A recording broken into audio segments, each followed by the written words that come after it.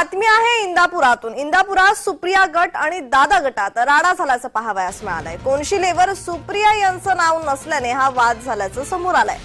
सार्वजनिक बांधकाम विभागाच्या अधिकाऱ्यांच्या निवासस्थानाची इमारतीच्या कोनशिलेवर खासदार सुप्रिया सुळे यांचं नाव नसल्याने सुप्रिया गट आक्रमक झाला होता। त्यांनी थेट सार्वजनिक बांधकाम विभागाच्या कार्यालयात घुसून अधिकाऱ्याला घेराव व ठिय्या आंदोलन केलंय। तर याच दरम्यान दादा गटाचे आमदार दत्तात्रय भरणे, जिल्हाध्यक्ष प्रदीप गारटकर यांनी मोठ्या जमावाने भूमिपूजनाच्या ठिकाणी आल्यावर सार्वजनिक बांधकाम विभागाच्या आवारात दोन्हीही गट आमने सामने येऊन कार्यकर्त्यांची झुंबड झाल्याचं पाहावयास मिळालेलं आहे। तर या संदर्भात अधिकची माहिती देत आहेत आमचे प्रतिनिधी नवनाथ बोरकर। नवनाथ, इंदापुरात सुप्रिया गट आणि दादा गट आमने सामने आल्याचं पाहावयास मिळालेलं आहे, या संदर्भात ताजा तपशील।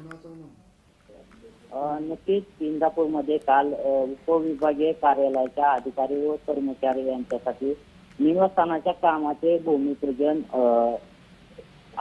इंदापूरचे आमदार दत्तात्रय भरणे यांच्या हस्ते करण्यात आले।